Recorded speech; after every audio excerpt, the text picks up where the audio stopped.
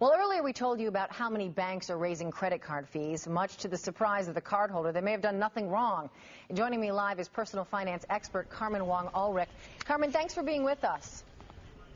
Thanks for having me. So set the scene for us. It seems like these fees are popping up on statements. Many consumers are being caught by surprise. What's going on? Give us the lay of the land.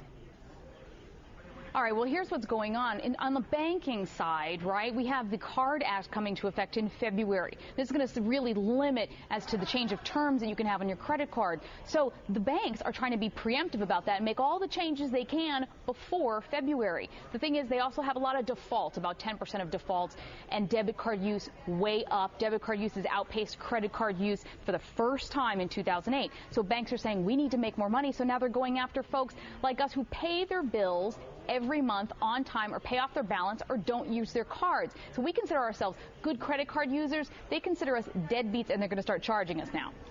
So that makes it difficult because I figure my rate isn't going to change. If I'm paying on time, I'm paying what I should, or I haven't, used the card.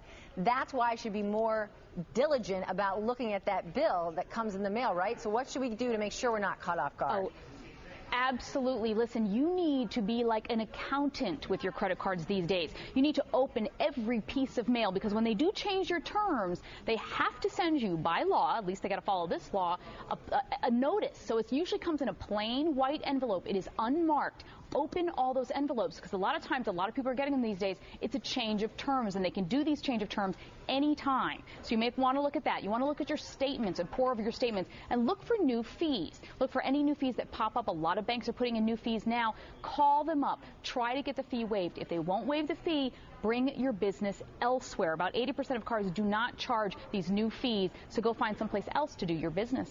So let's talk about the perfect storm. So this is all happening, and we're approaching the holiday shopping season when a lot of people go for the plastic. How should we pay for the purchases? Should they go on their credit cards, or should they really try to stay away? Well, there's nothing wrong with actually using credit cards. I know I use my cards for convenience sake, but I pay them off in full every month. What you don't want to do this year, at the holiday season especially, is get into credit card debt, because it's going to be more expensive to have credit card debt than it has been in decades. Because again, they're changing all these terms and making it really pricey for you before February. So by January, if you're carrying some debt by January and they've changed your terms, they've raised your rates, they charge new fees, all that stays in effect as of February. After February, they keep you where you're at, but they're going to make it very pricey for you up to that point, so stay out of credit card debt. Let's get back to what you mentioned a minute ago about shopping for a new credit card, because all of these banks, whether you're carrying a balance or not, they say, well, you have the option. You can go get another credit card, which, depending on your credit score, may be a little bit difficult. But talk to us about how we go about finding the best credit card for our uses. Well, here's the thing. You don't want to cancel any cards that you've had for a very long time. That can really affect your credit report and your credit score. However, if a card suddenly instates a new fee, let's say an annual fee of $99, which can be really, really expensive, you have to weigh the costs and benefits of having that card. Some cards have rewards and have cash back, for example. But what you can do to make sure to protect your credit score is shop around for a card that has an equal credit limit and has the things that you want, like those benefits, insurance, cash back, rewards. And you can shop around at sites like bankrate.com, interest.com. You shop around for free. You're going to see the charts that have all do they carry a fee. Now, also, you really want to look into credit unions. Go to ncua.gov.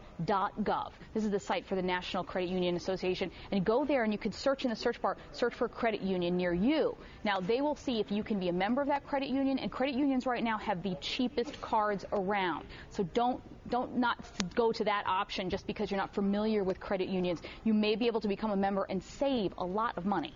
Yeah, now more than ever, we have to do our homework. We could really save.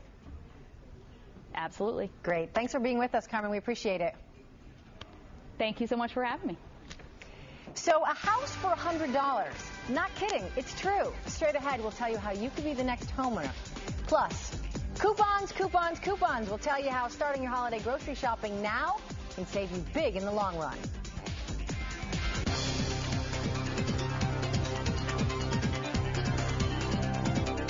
But first, here's our website. We love Alice.com. It lets you buy household staples like detergents.